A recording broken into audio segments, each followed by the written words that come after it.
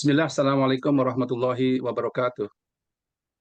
Alhamdulillah, alhamdulillahirabbil alamin wassalatu wassalamu ala asyrafil anbiya'i wal mursalin nabiyyina Muhammadin wa ala alihi wa sahbihi ajma'in wa man tabi'ahum bi ihsani illa yaumiddin amma ba'd.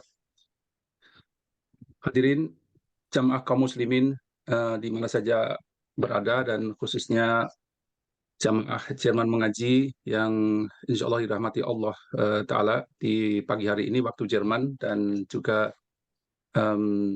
sore hari, insya Allah di waktu Indonesia.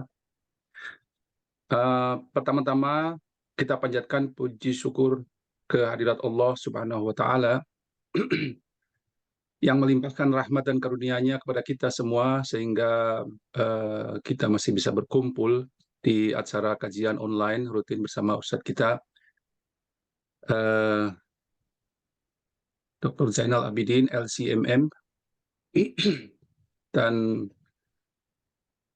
jangan lupa juga salawat serta salam senantiasa dicurahkan kepada kita Nabi Muhammad SAW serta sahabatnya, keluarganya, dan para pengikutnya sampai akhir zaman. Insya Allah.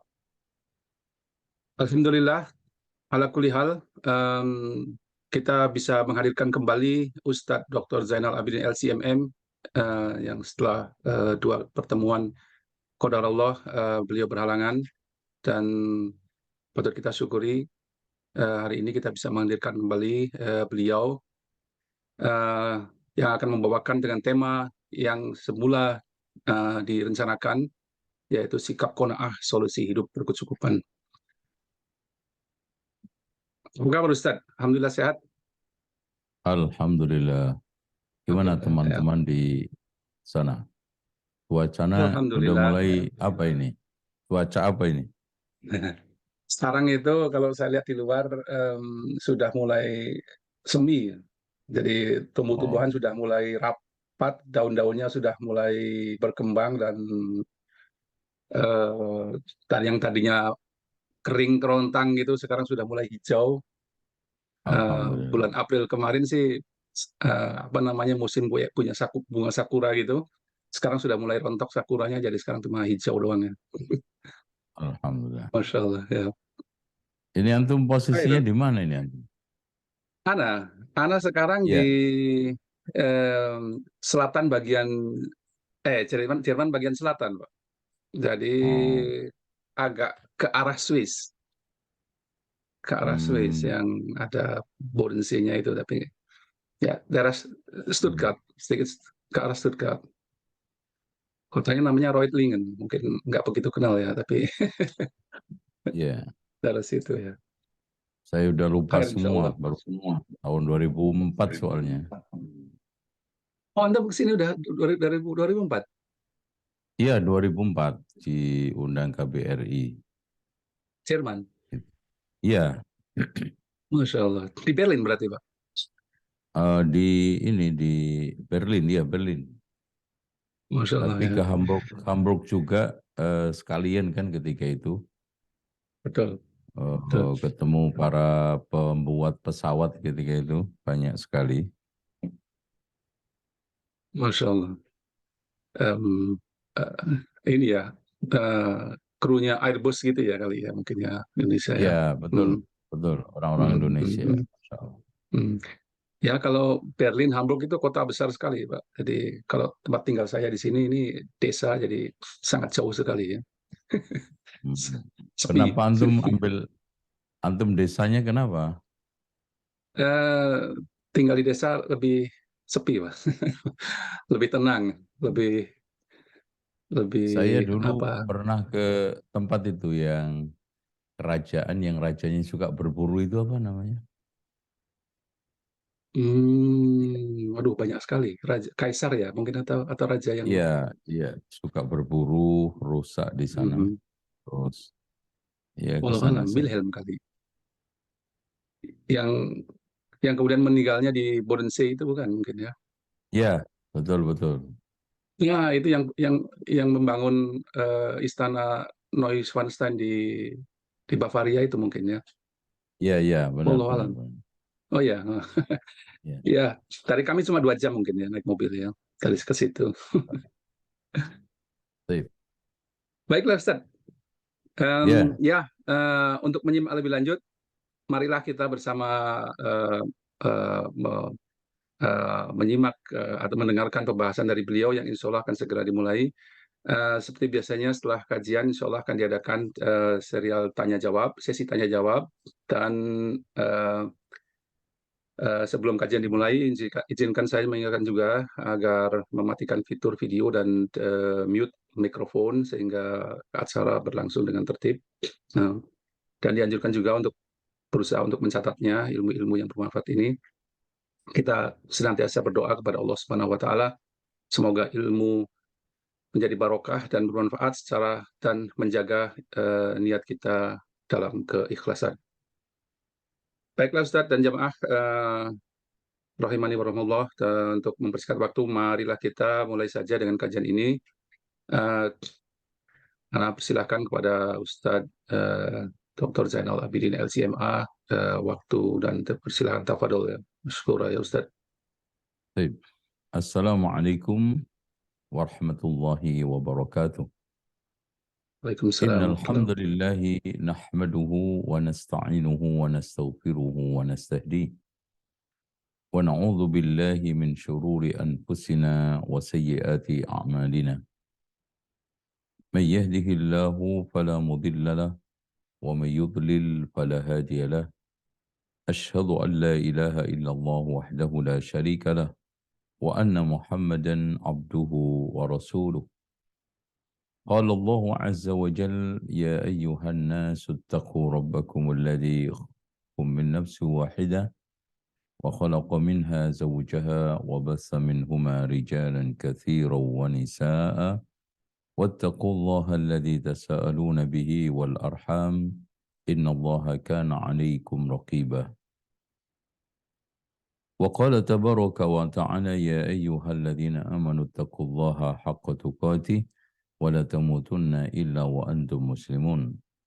وقال عز وجل يا أيها الذين آمنوا اتقوا الله وقولوا قولا سديدا يصلح لكم أعمالكم ويغفر لكم ذنوبكم ومن يطع الله ورسوله فقد فاز فوزا عظيما. فإن خير الحديث كتاب الله وخير الهدي هدي محمد صلى الله عليه وسلم وشر الأمور محدثاتها وكل محدثة بدعة وكل بدعة ضلالة وكل ضلالة في النار. Saudaraku seiman dan seislam yang dirahmati Allah, dan para peserta Zoom pada kesempatan ini, semoga kita senantiasa diberikan oleh Allah ilmu yang bermanfaat, rizki yang halal, amal yang diterima oleh Allah Subhanahu wa ta'ala. Dan kita senantiasa memohon kepada Allah semoga dipanjangkan umur kita, diberkahi hidup kita, dan disehatkan badan kita, dan dilancarkan oleh Allah rizki kita. Bapak Ibu yang dirahmati oleh Allah, kita sering mendengarkan dari saudara-saudara kita ketika mengeluh, ketika mencoba untuk mensikapi kondisi yang fluktuatif. Dan itu adalah watak daripada kehidupan. Gampang berganti layar, sering tertimpa krisis, dan banyak terjadi kondisi-kondisi perubahan yang sangat ekstrim. Sebetulnya, kondisi itu semua tidak akan memperparah kondisi psikologi kita. Dan sebetulnya tidak akan memberikan pengaruh kepada kita selagi kita itu bisa menerima keadaan. Tuh. Dan menerima keadaan itulah yang disebut di dalam Islam adalah qanaah. Ya. Dengan demikian secara simpel, sebelum saya uraikan panjang lebar nanti. Sebetulnya qanaah itu adalah ya suasana kebatinan, suasana hati seseorang yang bisa menerima keadaan suka duka, untung rugi, ya, senang, tidak senang, ya. Itu adalah kondisi sikap yang dituntutkan, yang dituntunkan oleh Islam. Dan karena apa? Karena manusia itu tidak lepas dari kondisi 8 tadi. Ya dikatakan oleh sang penyair, "Thamaniyatun tajri 'alal insan wa la budda lil insani minats thamaniyah." Ada 8 perkara yang selalu mengitari hidup manusia, yang selalu mewarnai keadaan laku manusia di dalam hidup ini. Gak peduli mau raja, mau rakyat jelata, mau pejabat tinggi atau pejabat biasa, mau orang kota, orang kampung, pasti mengalami 8 itu.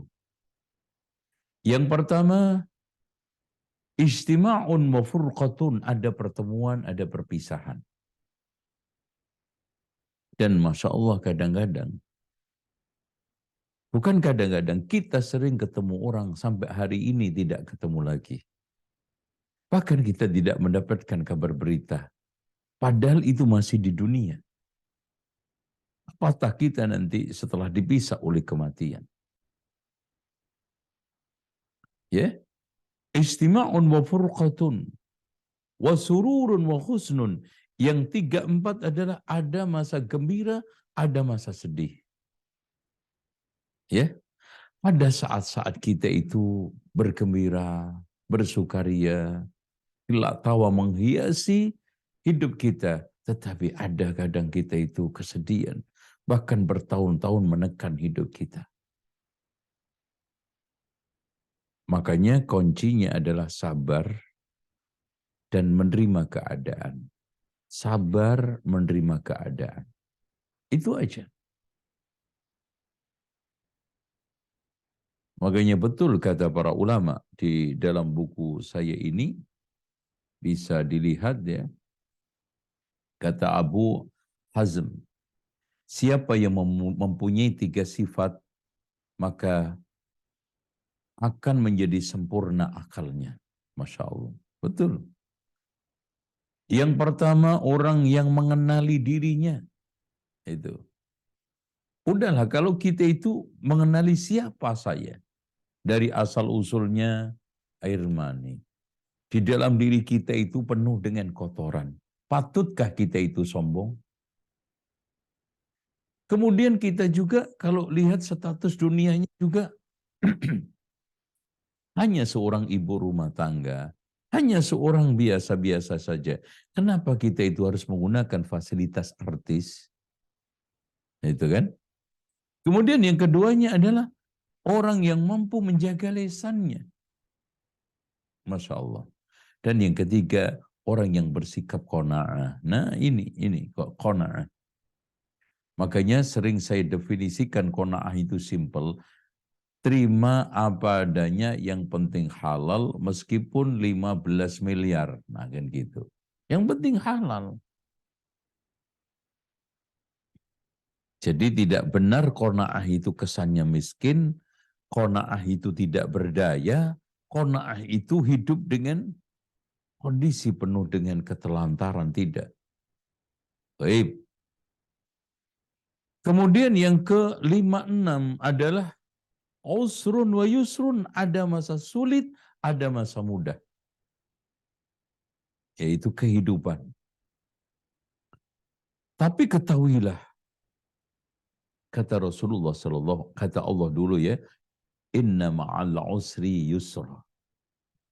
Sesungguhnya bersama kesulitan itu pasti ada kemudahan. Ya. Ketika kita melalui jalan yang menanjak terjal, itu tidak lama lagi akan ada jalan menurun, Mbak. Ketika kita mendapatkan ujian bertubi-tubi dari ujian pribadi, keluarga, bahkan organisasi, akan ada suatu saat kita akan mendapatkan balasan itu semua. Bahkan Rasulullah SAW mengatakan, lan yaghlibul usru yusraini. Enggak mungkin satu kesulitan mengalahkan dua kemudahan. Tuh. Tapi itu semuanya harus innan nasra ma'as sabri. Sesungguhnya kemenangan, keberhasilan, kesuksesan itu hanya bersama kesabaran. Ya, Allahu Akbar. Itu. Dalam mendidik anak, ada rintangan-rintangan yang ujungnya kesuksesan, tapi prosesnya penuh dengan kesabaran. Ada yang sekarang ini merawat biduk rumah tangga. Ada rintangan-rintangan yang akhirnya penuh dengan kesuksesan. Itulah kehidupan. Ya. Dengan demikian, kita semuanya harus bisa menimbang, berpikir, mencerna, dan akhirnya bisa menerima keadaan apa adanya. Jangan sekali-kali menuntut yang seharusnya. Seharusnya kan aku itu begini. Masa S2 cuman mendapatkan kerjaan seperti ini. Seharusnya kan suami saya begini. Seharusnya kan istri saya begini. Seharusnya anak saya begini. Tapi kenyataannya itulah yang disebut dengan qanaah. Kita itu bisa menerima keadaan itu apa adanya. Itu. Nah, yang sekarang ke-7, 8 adalah sukumun wasihatun, ada masa sakit, ada masa sehat, Bu, ya. Ada masa-masa Masya Allah kita menikmati kesehatan kita penuh dengan kondisi prima, ya. Itu bukan hanya didominasi oleh kelompok tertentu, ya petani, ya pedagang, ya petinju. Ada masa sehatnya, ada masa sakitnya. Ada masa-masa kita itu lumpuh, kadang lelah, kadang capek, kadang tidak berdaya untuk menahan berbagai macam penyakit yang ada. Makanya Rasulullah Shallallahu Alaihi Wasallam menganjurkan kita igtanim khamsan qabla khamsin. Manfaatkanlah 5 sebelum datangnya 5 perkara. Yang pertama, hayataka qabla mautika, masa hidupmu sebelum matimu. Ya, karena kita kalau hanya nunggu kematian yang akan hadir baru kita mau sholat, itu semuanya adalah omong kosong. Karena Rasulullah mengatakan, innallaha yaqbalu taubatal abdi ma lam yugharghir. Allah itu akan menerima taubat seorang hamba selagi nyawa itu masih belum ada di tenggorokan, di kerongkongan sini. Atau dajjal keluar, masa kita itu akan rajin sholat, rajin sedekah, bayar zakat, nunggu dajjal keluar?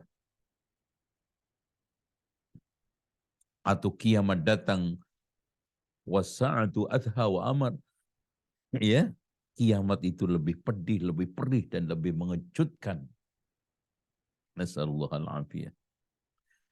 Terus kemudian yang keduanya adalah syababaka qabla haramika, masa kuatmu sebelum masa jombomu, rapuhmu. Karena masa tua itu Masya Allah segala sesuatu menurun, Bu, Pak, ya. Yang naik itu cuma 3, trigliserid, asam urat, kolesterol. Semuanya itu turun. Makanya di sini kata Abu Hamid Al-Ghazali di dalam kitabnya Ayyuhal Walad, siapa yang sekarang ini menginjak umur 40 lebih, kebaikannya tidak bisa mengungguli keburukannya, bersiaplah untuk tinggal di neraka jahanam. Dan ini merupakan suatu ucapan yang Masya Allah, ya, layak untuk kita pertimbangkan. Dan logis, kenapa? Sekarang umur progresif, ya Bu, ya, umur kuat, umur semangat, umur yang langkah-langkah itu jauh, itu saja kebaikannya tidak bisa mengungguli kebaikannya, ini keburukannya. Bagaimana sekarang umur 40 berikutnya yang turun, jompo, lemah dengan berbagai macam kelemahan yang ada. Tuh, makanya dimanfaatkan. Ya. Terus kemudian yang ketiga adalah ghinak wa ghinaka qabla faqrika. Masa cukupmu sebelum masa miskinmu. Karena kemiskinan itu kadang menyusahkan. Allahumma inni a'udzubika minal kufri wal faqri. Sehingga Rasulullah menganjurkan kepada kita untuk berlindung dari kefakiran. Kemudian yang keempat adalah ya, ini faraghaka qabla syughlik. Masa sibukmu sebelum masa apa? Masa longgarmu sebelum sibukmu. Ya, kadang-kadang kita itu terkecoh, tertipu. Makanya kata Rasulullah SAW, ni'matani maghbunun fi makathirun minan nas as-sihhatu wal faragh. Ada dua kenikmatan, banyak manusia tertipu dengan dua kenikmatan itu, yaitu sehat dan luang. Luang dan sehat itu jarang ngumpul untuk kita gunakan kebaikan ibadah. Nah, wasihataka qabla saqamik, masa sehatmu sebelum sakitmu. Ini dimanfaatkan supaya kita tertipu, terkecoh, akhirnya kita sudah dipanggil oleh Allah, inna lillahi wa inna ilaihi raji'un, kita tidak memiliki bekal apa-apa. Taib, watak manusia memang takut untuk menghadapi kemiskinan. Makanya sampai dikisahkan di dalam Al-Quran, wala taqtulu auladakum khasyatal imlaq. Janganlah kamu membunuh anakmu takut miskin. Ya. Sehingga ketakutan di dalam atau takut miskin itu menyebabkan manusia itu bersikap rakus. Lupa diri, lupa daratan. Bahkan melupakan akhirat, kampung halaman abadi. Ya. Sementara Allah berfirman, wal akhiratu khairun wa abqa. Sesungguhnya akhirat itu lebih langgeng, lebih awet, lebih bertahan. Kullu man 'alaiha fan wa yabqa wajhu rabbika dzul jalali wal ikram. Dunia ini semua akan punah. Kita akan tinggalkan.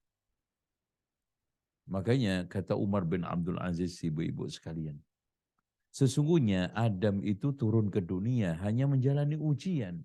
Ujian itu berapa lama sih? Tanyakan aja anak-anak kita yang baru ujian kemarin SMA. Ya. Intinya selama-lamanya pasti akan dibatasi oleh akhir. Selama-lamanya ujian pasti akan ada endingnya. Makanya biasanya orang yang menjalani proses ujian itu kan tekun, ulet, telaten, sabar, prihatin, kan gitu. Sukses nanti, lulus gitu loh. Ya. Dan kata Umar bin Abdul Aziz, perhatikan. Sesungguhnya dunia ini silau, menyilaukan. Fitnah, memfitnahkan. Oleh karena itu, kata beliau, dunia itu seperti ular, indah untuk dipandang dan bahaya untuk dipegang. Itu. Oleh karena itu, ikhwah sekalian, Bapak Ibu yang dirahmati oleh Allah Subhanahu wa taala. Ketika kita sekarang ini menjalani hidup dengan apa adanya, yang di dalam bahasa kita adalah al-qanaah, maka akan melahirkan sikap apa? Zuhud. Apa itu zuhud? Kata Rasulullah SAW, izhad fid dunya yuhibbukallah, washad fi ma'indan nas yuhibbukan nas. Kata Rasulullah. Zuhudlah artinya bersikaplah menahan diri untuk sekarang tidak berlebihan di dalam masalah menyikapi dunia ini, ya, Allah akan mencintai kamu. Dan zuhudlah apa yang di tangan orang lain. Maksudnya jangan suka ngelirik yang di tangan orang. Pengen yang di tangan orang. Hasad yang di tangan orang. Maka orang akan mencintai kamu semuanya. Itu zuhud. Jadi zuhud itu kembalinya ujung-ujungnya adalah qanaah tadi itu. Dan jalan menuju ke sana prakteknya, sikap kita hanya satu, yaitu bersikap sederhana. Apa itu sih sikap sederhana? Sikap sederhana adalah kita di dalam menjalani hidup ini, memenuhi kebutuhan ini, hendaknya kita itu mendahulukan pola daripada gaya, mementingkan kebutuhan daripada keinginan. Karena kalau dasarnya itu keinginan, kalau dasarnya itu hanya pingin, itu nggak ada batasnya. Dan uniknya kita hidup di dunia ini banyaknya, sering-sering kali kita itu membutuhkan sesuatu yang tidak kita inginkan, atau menginginkan sesuatu yang tidak kita butuhkan, bahkan kita memenuhi kebutuhan itu banyak penuh atas dasar keterpaksaan. Hanya hati-hati. Contoh, kadang-kadang kita itu pengen HP, tapi sebetulnya nggak butuh. Atau kadang-kadang kita membutuhkan sesuatu, ya, tapi kita tidak menginginkan, ya, karena dipaksa oleh keadaan, ya. Contoh aja sekarang ini sebetulnya kan kita itu nggak mau ribet dengan online, dengan ini, ya, keterpaksa saya karena ada kajian sering lewat online, akhirnya terpaksa harus beli tab, terpaksa harus ngisi kuota, terpaksa harus ini harus itu, dan tidak kalah pentingnya kita harus update, jangan sampai gaptek kan gitu. Nah gitu ya. Ibu-ibu sekalian yang dirahmati oleh Allah. Masya Allah. Ini ada hadis Rasulullah SAW yang perlu kita renungkan bersama-sama. Di mana Rasulullah SAW memberikan satu kunci kebahagiaan. Kunci untuk kita itu bisa menerima keadaan yang akhirnya kita itu hidup bahagia. Bagaimana? Kata Rasulullah, man asbaha minkum aminan fi sirbihi. Barang siapa di antara kalian yang memasuki waktu pagi dalam keadaan aman pada dirinya. Mu'afan fi jasadihi. Sehat jasadnya. Wa indahu qutu yaumihi. Hari ini ada yang dimakan. Faka'annama hizat lahu dunya bihadafiriha. Dia itu seperti merangkul dunia seisinya. Artinya, ini Pak, ibu-ibu. Orang itu kan yang dicari, memang kata para ulama, cuma 3. Ya. Yang dicari itu cuma 3. Yang pertama bersyukur, yang kedua mencari sehat walafiat, nah kan gitu. Itu yang dicari oleh orang. Nah, yang ketiganya adalah bertaubat. Syukur, sehat, tobat. Tobat, syukur, sehat. Itu aja.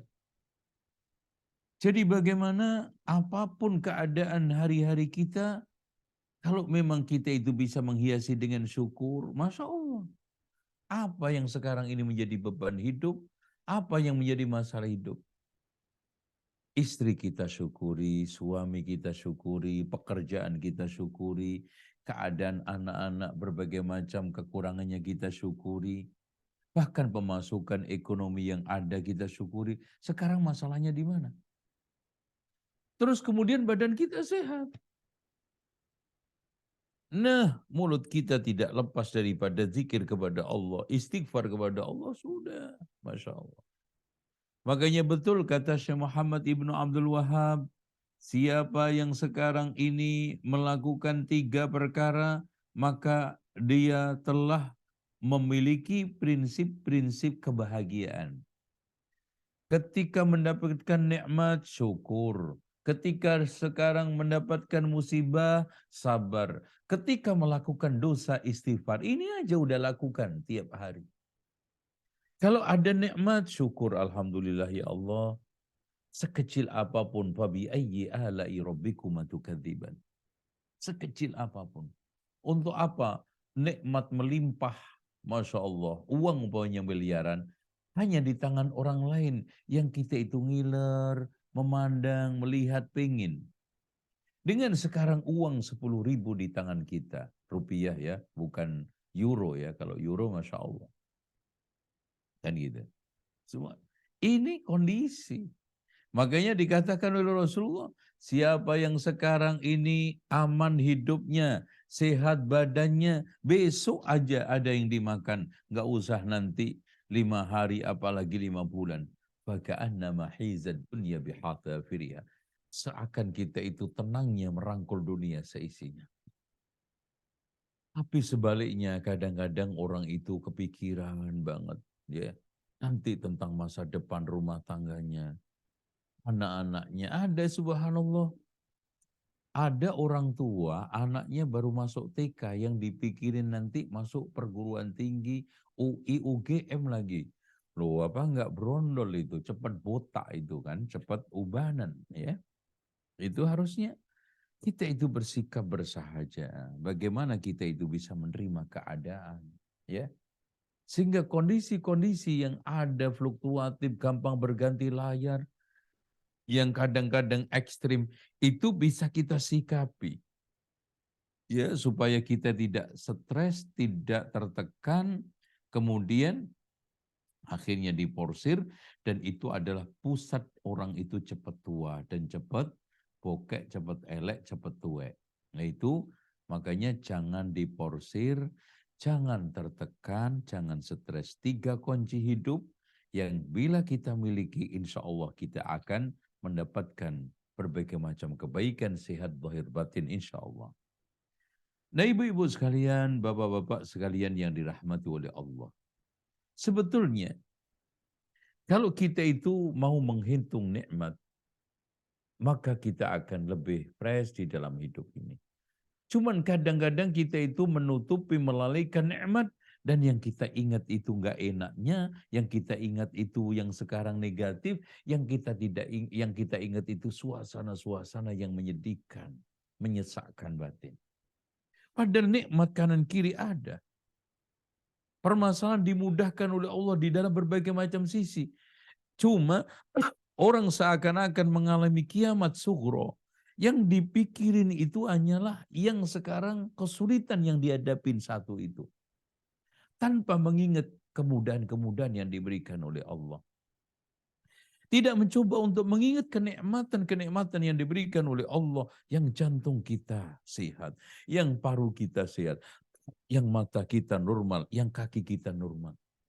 Coba bayangkan sekarang ini ada orang yang hanya kejepit saraf bertahun-tahun dia berbaring di tempat tidur. Sekarang yang matanya buta, telinganya tidak melihat, yang operasi berkali-kali jantung, ringnya dipasang sudah berapa, 5, 7. Belum lagi paru-parunya yang kena kanker. Masya Allah, alhamdulillah.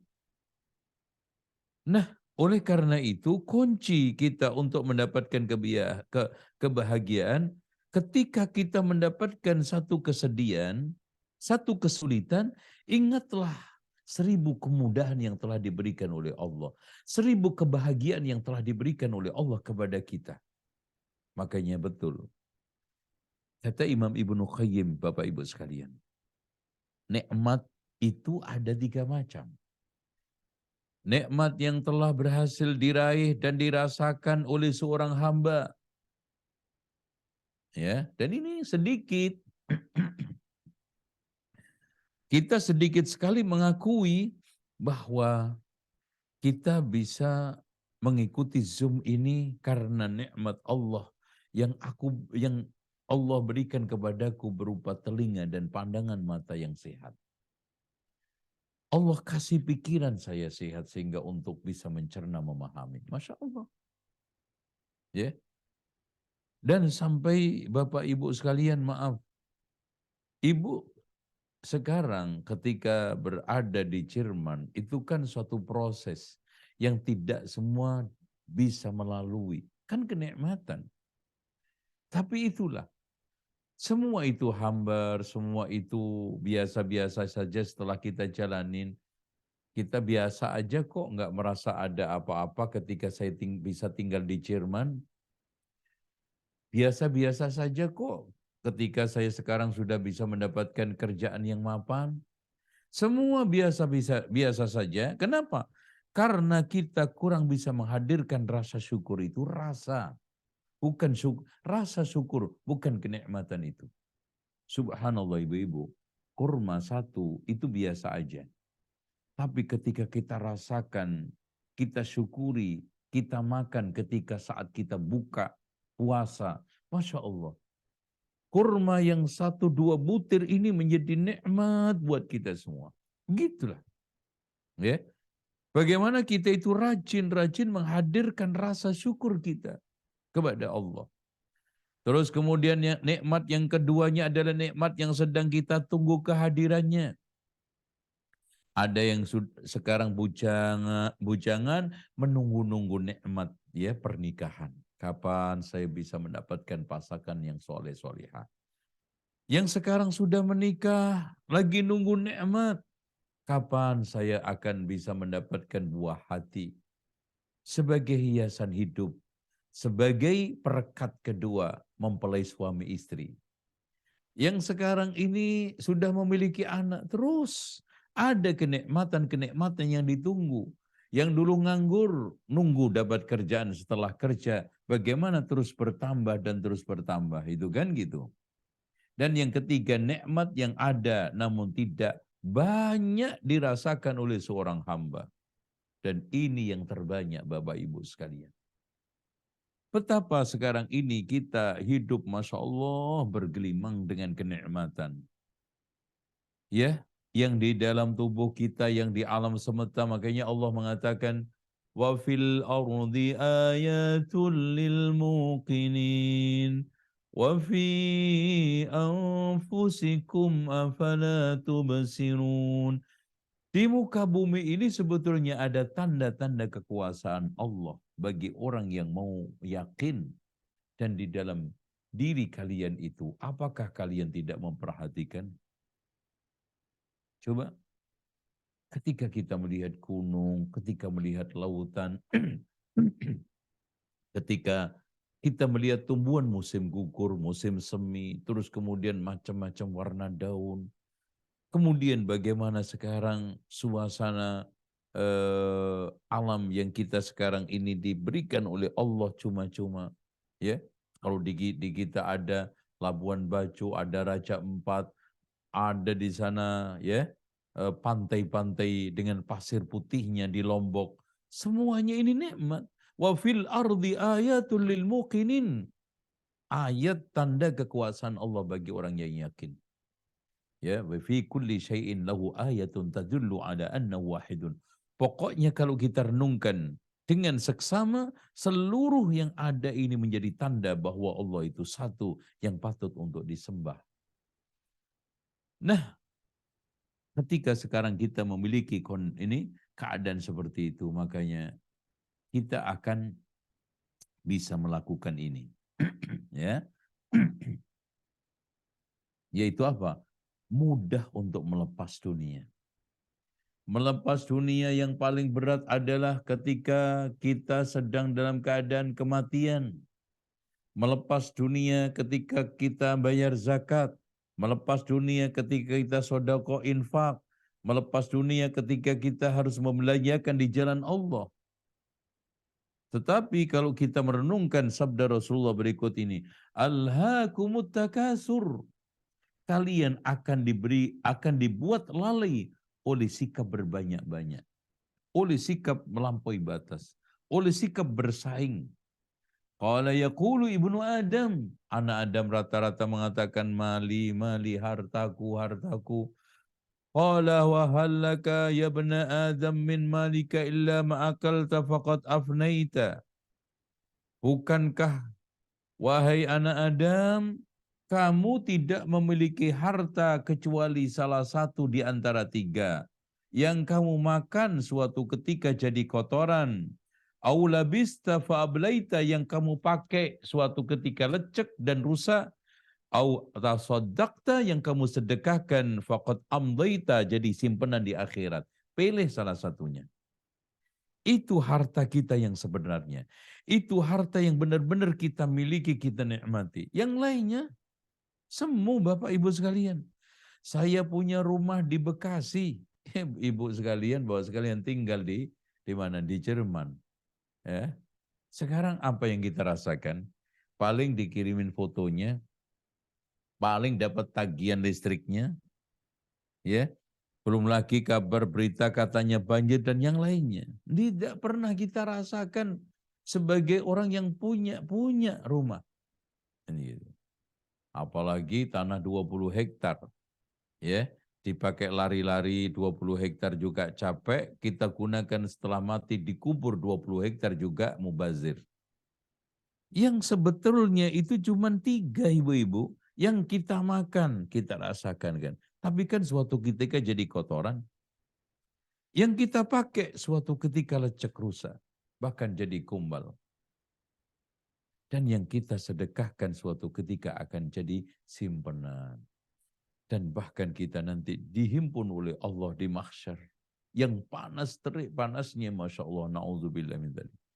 Itu dinaungi oleh sedekah kita. Makanya di antara sekian orang yang sab'atun yudhilluhumullah, 7 orang yang diberikan naungan Allah adalah orang yang sekarang ini tasaddaq fa'akhfa, orang yang sedekah kemudian disembunyikan. Sampai tidak tahu yang tangan kiri apa yang diinfakkan tangan kanannya. Dengan demikian, tidak ada cara yang paling tepat, sikap yang paling tepat kecuali tawakal. Dan tawakal itu adalah menyerahkan hati kepada Allah, mengerahkan kaki tangan untuk usaha. Rasulullah gambarkan persis seperti burung. Lau annakum tatawakkaluna 'ala Allahi haqqa tawakkuli. Lau annakum kuntum tawakkaluna 'ala Allahi haqqa tawakkuli. Andaikan kalian itu bertawakal kepada Allah dengan sebenar-benarnya tawakal, la razaqakum kama yarzuqut thair, Allah akan berikan rezeki kepada kalian seperti Allah berikan rezeki kepada burung, taghdu himasa wa taruhu bitana, pergi perutnya kosong, pulang itu kenyang. Nah, di sini sikap rakus membuat penguasa menjadi terhina. Yang penting jangan rakus. Dan sikap putus asa, tidak berharap pada apa yang ada di tangan manusia, membuat orang miskin terhormat. Makanya jangan rakus, jangan tamak.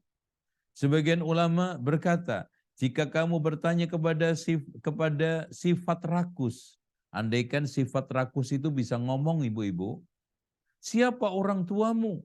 Maka si rakus itu akan menjawab, ragu terhadap takdir. Jadi kalau andaikan orang rakus, sifat rakus itu sosok manusia, maka manusia ini kan pasti punya orang tua. Kalau ditanya siapa orang tuamu wahai si rakus ini akan menjawab tidak percaya kepada takdir. Dan betul, Bu.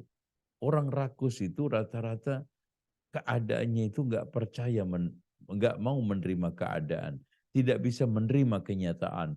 Akhirnya apa? Maknanya apa? Tidak bisa menerima takdir. Ya. Kemudian apa profesimu wahai ini rakus? Dia akan menjawab mencari kehinaan. Dia jalan kian kemari, ke sana kemari. Ya. Dia ingin mewujudkan sikap rakusnya, maka makin dia itu bekerja, makin kian kemari, dia itu makin mendapatkan kehinaan. Ya nggak enak gimana, ada contoh aja. Ada orang yang cukup lah, walaupun nggak kaya raya.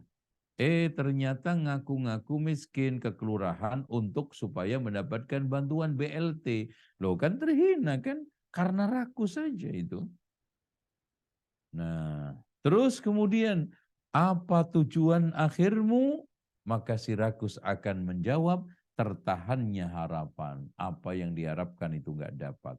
Jadi demikian ibu-ibu, bapak-bapak, dicamkan dengan baik. Tanda orang bahagia itu ada 5. Kata Imam Ibnu Qayyim. Yang pertama, semakin bertambah ilmunya, semakin rendah hati dan bertambah kasih sayangnya. Itu satu. Kemudian yang kedua, semakin bertambah amalnya, semakin bertambah rasa takutnya kepada Allah. Khosyahnya itu makin tinggi. Dan semakin bertambah umurnya, semakin berkurang perasaan rakusnya terhadap dunia. Kemudian yang keempat, semakin bertambah hartanya, semakin bertambah dermawan dan murah hatinya. Dan yang kelimanya, semakin bertambah tinggi jabatannya, semakin dekat dengan rakyat. Itulah dengan demikian pokok dari segala urusan adalah sabar dan pendek angan-angan. Hendaknya seorang hamba itu bersabar karena dunia hanyalah hari-hari yang sangat sedikit untuk meraih kenikmatan yang langgeng. Seperti orang sakit bersabar dengan pahitnya obat demi kesembuhan yang seterusnya, yang selanjutnya. Tapi itulah manusia, tetap manusia. Sementara pemandangan yang ada di sekitar kita, bagaimana tamaknya sebagian besar manusia terhadap dunia. Mereka pergi pagi-pagi mencari harta, bahkan dini hari sudah bertebaran di pasar-pasar, sholat malam dan subuh, entah masih ada atau tidak di dalam pikirannya. Yang di kantor, yang di pabrik, terus saja asyik dengan kerjaan lemburnya. Tukang pungli, tukang upeti, tukang tipu, tukang peras, dan semua pelaku maksiat terus saja memperebutkan dunia. Mereka saling sikut, saling sikat, saling tendang, saling jegal, takut rizkinya hilang atau dirampas orang. Mereka takut miskin, takut lapar, atau hidup serba pas-pasan. Penjajah syahwat terus saja terlena, mempercantik diri, memuluskan tubuh, mengumbar auratnya. Yang pelacur, yang artis, yang penari, yang foto model, yang peragawati terus saja beraksi tanpa malu-malu lagi. Mereka senantiasa bangga menciptakan jurus-jurus neraka, ya, dan jurus-jurus macam-macam untuk mengejar recehan dunia. Bukankah dunia itu dikatakan oleh Rasulullah SAW, Bapak Ibu? Fawallahi demi Allah, lad dunya ahwanu ala Allahi min hadha alaikum. Pernah ketika Rasulullah bersama para sahabat menemukan bangkai kambing kurus cacat. Bangkai kambing kurus cacat. Adakah di antara kalian mau memungut itu? Kata para sahabat, astagfirullah, siapa yang minat ya Rasulullah? Kata Rasulullah, dunia lebih hina daripada ini. Ya, Rasulullah menunjukkan itu. Artinya dibanding nanti abadinya akhirat, dibandingkan surga, dibandingkan kemuliaan, jangan mencari kehinaan. Perilaku mereka benar-benar mencerminkan ketidaktahuan mereka akan tabiat dunia. Bukankah dunia itu seperti air laut? Semakin engkau meminumnya, maka engkau semakin merasa dahaga. Dan terakhir, Bapak Ibu sekalian, kita akhiri dengan penutup ucapan Aun bin Abdullah. Bahwa orang-orang bijak pada zaman dahulu saling menulis pesan untuk teman-temannya. Dan ini saya sampaikan pesan kepada Bapak Ibu sekalian. Karena kecintaan saya kepada Bapak Ibu sekalian. Siapa yang beramal untuk akhiratnya, maka Allah akan mencukupi dunianya. Konsenlah untuk ibadah. Konsenlah mengharap ridha Allah. Konsenlah kita itu meniti jalan Allah. Maka jalan-jalan dunia itu akan dimudahkan oleh Allah Subhanahu wa ta'ala. Siapa yang memperbaiki hubungannya dengan Allah, maka dia akan perbaiki hubungannya dengan manusia. Jadi Allah nanti yang mengaturnya. Makanya Bapak Ibu sekalian, akhlak mulia yang itu kita niatkan adalah untuk beribadah kepada Allah. Ya, kebaikan-kebaikan kita, kenapa rata-rata Allah bikinkan sebagai sebab keselamatan kita? Karena kita itu konsen memperhatikan Allah, maka kita akan diselamatkan di tengah makhluk ini. Dan siapa yang memperbaiki batinnya, maka Allah akan perbaiki zahirnya. Mempercantik hati, mempercantik pikiran, mempercantik batiniah kita itu lebih dulu daripada kita mempercantik dohir kita. Wallahu a'lam bishawab. Saya kira itu. Dan kita buka tanya jawab kepada Bapak Ibu sekalian. Silahkan. Wallahu a'lam bishawab. Barakallahu fiik, Ustaz. Saya klik dulu. Jazakumullah khair, barakallahu fiik Ustaz atas materinya. Seperti yang diumumkan sebelumnya, kita akan mengadakan sesi tanya jawab. Tapi sebelum kita memasuki sesi tanya jawab, izin mohon tanya dulu kepada Ustadz, kira-kira kita diberi waktu berapa menit ini untuk tanya jawab Ustadz, sampai jam berapa gitu? Barangkali waktunya mepet dengan sholat di Indonesia. 1/4 jam insya Allah, 15 menit. 15 menit ya, 15 menit, jadi sekarang lagi 9.15. Oke. Siap Ustadz. Sudah ada beberapa pertanyaan yang masuk ini ya. Saya urutkan aja ini ya, mungkin ada beberapa yang sudah mengangkat tangan. Oke, kalau gitu saya izinkan saudara-saudara yang sudah mengangkat tangan untuk silakan mengajukan pertanyaannya. Untuk saudara Aisyah, saudari Aisyah Komara, tafadhol, sebagai yang pertama mengangkat tangan, Ibu Aisyah Komara. Naam, jazakallah khairan Ustaz. Assalamualaikum warahmatullahi wabarakatuh Ustaz. Waalaikumsalam warahmatullahi wabarakatuh. Ada 2 pertanyaan. Yang pertama, mana yang harus saya prioritaskan? Dulu orang tua saya itu sudah meninggal dua-duanya setahun yang lalu gitu kan, dan saya belum mengumrohkannya. Apakah mengumrohkan orang tua ataukah menolong saudara saya, kakak saya yang sangat berjasa kepada saya? Karena kondisinya sekarang sedang ngedrop, ekonominya tuh sedang bangkrut gitu. Itu yang pertama. Yang kedua, alhamdulillah saya ini istri kedua. Dulu istri pertama yang minta saya menerima lamaran suaminya, dan sudah berumah tangga 5 tahun, tapi kami jarak jauh gitu. Suami saya di Jogja, saya di Bandung, dan belum punya anak gitu. Nah, tapi alhamdulillah keseharian saya tuh ngasuh yatim, yayasan yatim, sudah berjalan 10 tahun. Saya meminta pendapat Ustadz, mana yang lebih baik untuk saya gitu ya. Yang pertama, apakah saya tinggal dengan suami di Jogja karena berharap punya anak sebagai ikhtiar ya gitu. Karena belum punya anak, sudah 5 tahun, ataukah saya jalani seperti ini, saya tetap fokus di Bandung mengurus anak yatim, dan alhamdulillah sudah ada kemudahan untuk dakwah sunnah di sini. Jadi suami saya datang sebulan 2 kali untuk dakwah di tempat saya. Demikian Ustadz, jazakumullahu khairan, barakallahu fikum. Assalamualaikum warahmatullahi wabarakatuh. Assalamualaikum warahmatullahi wabarakatuh. Tentang masalah menimbang ya, seorang itu menimbang pasti mencari utama dan lebih utama. Kalau kita bandingkan antara umroh dengan menyelamatkan ekonomi yang sifatnya wajib, adalah emergensi adalah wajib. Oleh karena itu, kalau kita sekarang membandingkan apakah kita mengumrohkan ataukah kita menyumbang atau membantu saudara kita, ya otomatis. Apalagi sodakoh kepada famili itu, kata Rasulullah, sodaqotun alal aqriba, sodaqotun wasilatun. Sedekah kepada sanak kerabat itu sedekah dan sekaligus silaturahmi.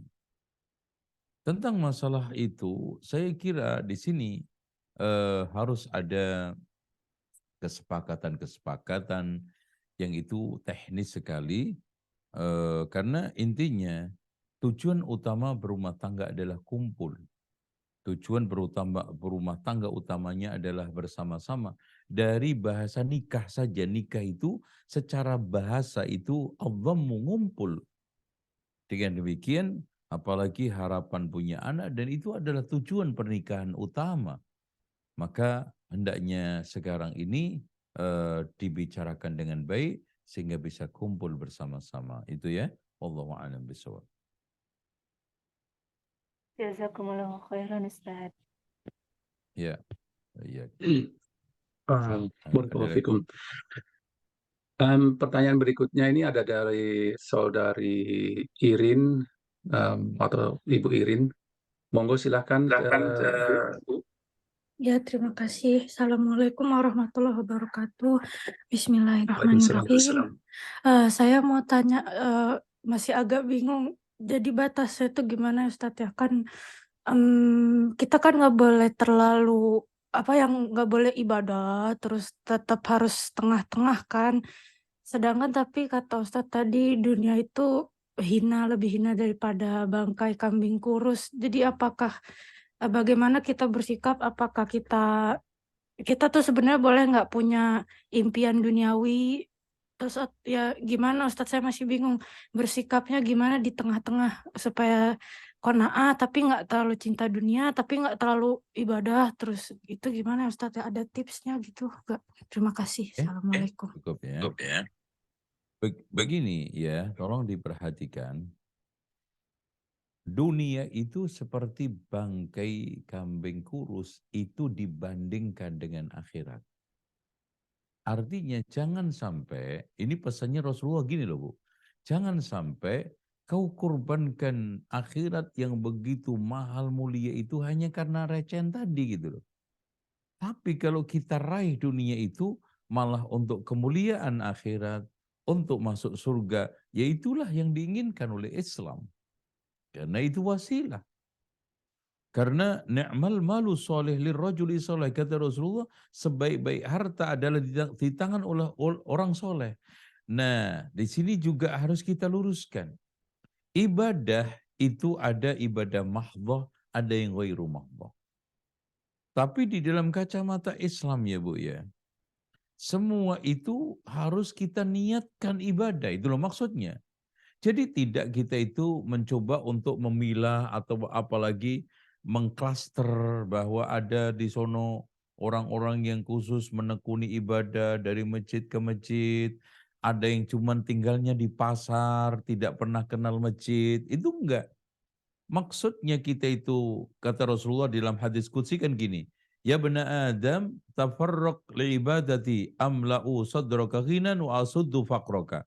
Wahai anak Adam, fokuslah untuk ibadah kepadaku, maka aku akan penuhi kecukupan di dalam hatimu dan aku akan tutupi kemiskinan. Artinya gini, niatkan seluruh aktivitas kita itu untuk ibadah. Fokus untuk mencari ridha Allah sampai kita mencari rizki. Nyari duit, bisa kaya raya, supaya berharap saya bisa haji, bisa umroh, bisa bantu yatim piatu, fakir miskin, kan gitu. Jadi qanaah dan juga zuhud sama sekali tidak berkesan kita itu harus miskin, harus meninggalkan dunia. Tetapi bagaimana ya jibaku kita di dalam mencari dunia itu semua kita niatkan untuk Allah, mencari ridha Allah, dan semua kita arahkan untuk kepentingan Allah. Makanya dari Allah kepada Allah demi Allah, kan gitu kan itu. Dari Allah datang rezeki, kepada Allah kita salurkan, ya, demi Allah, ya, dengan hanya karena Allah semuanya ini kita salurkan. Kalau seperti itu tidak ada dikotomi, tidak ada benturan dan tidak ada sekularisasi, bahkan ketika seorang itu berdagang, ya, kan semuanya di sana syariat, Bu. Dagangannya harus jujur, ya, tidak boleh menipu, tidak boleh bohong, harus menjaga kualitas barang. Kemudian setelah itu ketika sudah sampai nisab harus dizakati. Jadi tidak ada sekarang ini pilah-pilih ibadah. Cuma kalau kita bagi-bagi, ada ibadah mahdhah, ada yang ghairu mahdhah. Tetapi ketahuilah, para sahabat, para tabi'in itu tidak pernah mendikotomikan kepentingan bisnis, tidak mengalahkan kepentingan ilmu. mencari ilmu, tidak harus merusak mencari harta, dan sebaliknya. Saya kisahkan terakhir. Ada seorang zaman dahulu itu berdagang, Bu. Kemudian dia beristirahat di sebuah goa. Dia melihat di atas goa ada burung yang cacat, bisa hidup, Masya Allah. Ya, di atas mulut goa begitu, agak tinggi. Kemudian dia merenung, mikir, kok bisa ya ini hidup? Nggak punya kaki, sayapnya cacat. Tidak selang lama ternyata datanglah burung yang menyaplai makanan minumannya. Masya Allah, dia langsung mengambil kesimpulan, kalau memang begitu, pasti Allah jamin saya, maka saya sudah nggak perlu dagang, nggak perlu bisnis, saya akan sibuk mencari ilmu seperti adik saya. Karena adik dianya itu rajin. Jadi adik dia itu rajin belajar, rajin mencari ilmu, rajin majelis ta'lim. Akhirnya dia kelihatan sering di majelisnya salah seorang syekh.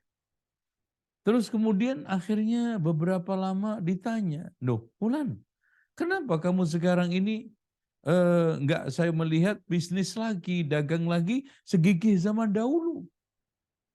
"Enggak, Syekh, saya ingin fokus belajar, fokus ngaji seperti adik saya." "Kenapa?"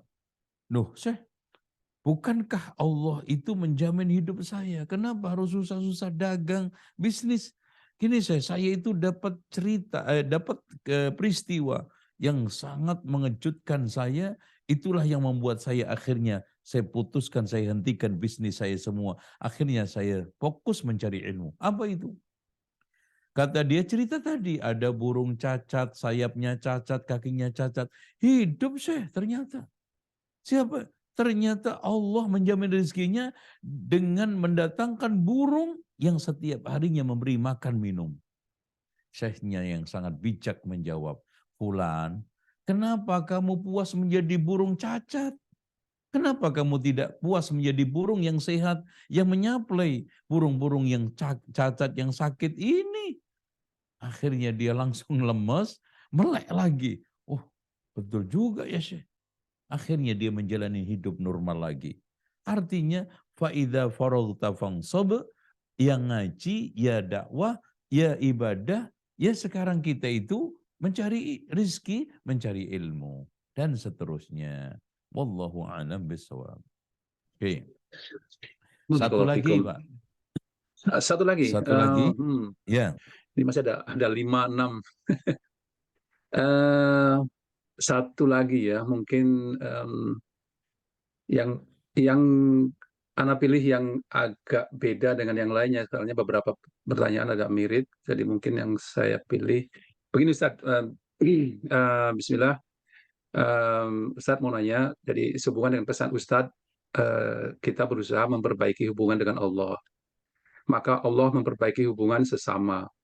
Bagaimana jika kita ini merasa dizolimi oleh seseorang dan kemudian berusaha memaafkan? Bolehkah kita membatasi bergaul dengan orang Muslim tersebut sebatas hak-hak seorang Muslim, seperti menjawab salam dan sebagainya, tetapi tidak banyak berinteraksi karena dengan tujuan supaya tidak mengotori hati atau membuka luka lama? Jazakumullah khairan, Ustaz. Mendengarkan cerita, ya. Makanya tadi saya memberikan manasik ke haji, judulnya Hati Sehat Bekal Haji. Ini meraih haji mabrur. Di antara ciri hati sehat itu, Ibu, tidak sibuk di dalam hidup ini dengan balas dendam, bahkan kekecewaan yang dia dapatkan dari manusia dicarikan gantinya nanti di akhirat, di hadapan Allah. Masya Allah. Jadilah ibu bapak sekalian seperti Abu Dhamdham. Masya Allah. Abu Dhamdham itu bapak ibu datang ke Rasulullah.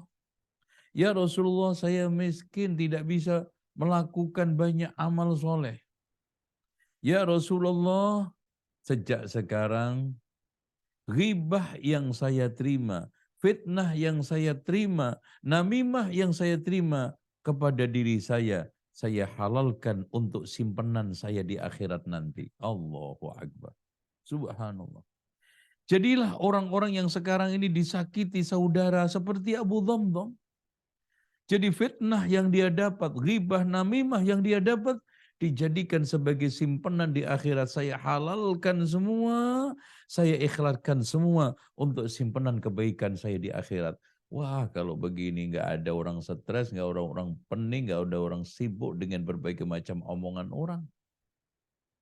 Dan kata Ibnu Hazm, Bu, di dalam hidup ini sebetulnya mending diomongi, dikritik, dicela orang daripada dipuji, apalagi dipuji-puji. Kalau diomongin orang benar ada pada diri kita sebagai koreksi, alhamdulillah. Kalau tidak ada pada diri kita berarti apa? Fitnah. Kita dapat pahala surga tanpa kerja. Kita dapat balasan ganjaran dari Allah besar. Tidur dok dapat surga, coba bayangin. Apa nggak senang? Siapa? Orang yang difitnah orang. Tuh. Makanya ibu-ibu caranya ketika kita itu mulai mapan tidur, meletakkan lambung sebelah kanan di pembaringan, maafkan semua orang yang mengecewakan hari ini. Udah ibu tidur nyenyak, mimpinya juga indah. Itu. Kalau dipuji orang apalagi dipuji-puji, membuat kita ujub sombong, akhirnya amal kita rusak. Contoh, dipuji orang muluk-muluk, Masya Allah, orang ini hafal 30 juz, ngelontok di luar kepala, lambat laun apa? Hilang hafalan kita. Apalagi dipuji-puji, yaitu secara palsu. Masya Allah ini orang hafal 30 juz, padahal cuma juz 30. Rusak enggak kita? Rusak. Makanya sebetulnya orang itu lebih sehat dengan tangisan daripada ketawa. Kan gitu rata-rata. Orang itu lebih sehat dari ujian, tempat kerja keras daripada hidup nyaman, enak. Terus orang itu juga lebih sehat, lebih tangguh ketika sekarang diomongin orang daripada dipuji orang. Cuma memang begitu ya, kenyataannya ya sama, nggak jauh-jauh. Orang itu lebih enak, nyantai, ya. Terus kemudian ongkang-ongkang daripada sekarang susah kerja keras ya. Itu padahal akan merusak. Makanya anak juga Pak, Bu, itu akan menjadi dewasa matang ketika terdidik di atas keprihatinan dan kesulitan daripada kemudian dan kemudahan dan kemanjaan. Ya, itu kenyataan. Tapi kan orang itu lebih enak, nyaman ketika hidup itu senang, mudah, nyaman. Apalagi anak-anak sekarang ada tantangan sedikit cemen, ada rintangan sedikit mundur. Nah ini akhirnya nggak terdidik. Terakhir ibu-ibu, pernah Abdurrahman ibnu Abi Hatim, seorang ahli hadis tabi'in, diajak bapaknya untuk belajar. Berjalan kaki beribu-ribu kilo. Kemudian dia nangis. Anak masih usia, ya sekarang mungkin SMP. Capek dia nangis. Ngerengek-ngerengek bapaknya untuk minta berhenti. Setelah dia berhenti, diambilkan batu besar kanan kiri. Ambil tuh batu, angkut, pergi. Cengeng banget jadi anak laki. Subhanallah, bukan disuruh berhenti, ya anakku sayang, tidak. Diambilin batu kanan kiri supaya megang. Ayo. Berangkat. Bukan sekarang dimanjain sama Abu Hatim, seorang ulama ahli hadis yang hidup pada zaman Imam Bukhari dan sahabat karibnya Imam Al-Bukhari. Mendidik anaknya itu supaya menjadi ulama. Dan akhirnya jadi. Dengan ketempaan, kesulitan, tantangan. Akhirnya jadilah Abdurrahman bin Hatim yang memiliki kitab tafsir yang menjadi rujukan umat Islam sampai hari ini. Wallahu a'lam bishawab. Demikian ya. Kita berjumpa kembali di kesempatan lain. Mohon maaf dan kita kembalikan ke moderator. Silakan. Waalaikumsalam Ustaz. Sebelum kita tutup, mau tanya Ustaz, bagaimana dengan pertanyaan-pertanyaan yang masih belum terjawab? Apakah bisa kita postpone atau ke pertemuan berikutnya, bisa diajukan ke pertemuan berikutnya gitu? Oh iya ya, Apakah? disimpan aja. Disimpan Insya Allah, di ya. pertanyaan berikutnya. Karena kadang-kadang di awal-awal itu kan belum ada yang bertanya ya. Ya, Betul, insya Allah. betul. Nah, ini ada beberapa yang masih belum. Pertanyaan yang menarik juga, jadi sayang kalau misalkan tidak dijawab mungkin. Alhamdulillah, mungkin Masya Allah ini Ustadznya banyak yang tertarik bertanya ke Ustadz, Insya Allah ya. Em, Oke, barakallahu fikum Ustadz. Apakah Ya, ya, insya Allah. anak yang tutup atau mungkin dari antum yang tutup? Nah, Ya, tafadhol kita kalau. tutup ya, insya Allah. Hmm. Mohon maaf atas berbagai macam kekurangan dan barangkali ada kalimat-kalimat yang tidak berkenan. Dan semoga Allah Subhanahu wa Ta'ala rahmati pertemuan ini dan Allah jaga kekeruan hati dan perpecahan dari perpisahan kita. Semoga Allah ajarkan kepada kita ilmu-ilmu yang bermanfaat dan mengajarkan kita berbagai macam pengetahuan dan kepahaman sehingga kita bisa menggali ilmu-ilmu agama kita. Kita akhiri dengan doa kafaratul majlis. Subhanakallahumma wa bihamdika asyhadu an la ilaha illa anta astaghfiruka wa atubu ilaik. Wassalamualaikum warahmatullahi wabarakatuh. Waalaikumsalam warahmatullahi wabarakatuh. Jamaah sekalian, berakhir sudah pertemuan kita dengan Ustadz Dr. Zainal Abidin LCMM ini. Dengan berakhirnya ini, insya Allah kita tutup pertemuan kita kali ini. Dari saya juga ajukan mohon maaf jika ada kesalahan ataupun kekhilafan, kekeliruan maksud Anda dalam hal ini. Dan insya Allah kita akan bertemu di pertemuan berikutnya bulan depan, insya Allah. Ikuti terus informasi-informasi kajian kami di medsos Jerman Mengaji. Semoga pertemuan kita hari ini bermanfaat dan bisa kita mengambil semua ilmu yang diberikan oleh Ustadz. Karena itu juga terima kasih. Assalamualaikum warahmatullahi wabarakatuh.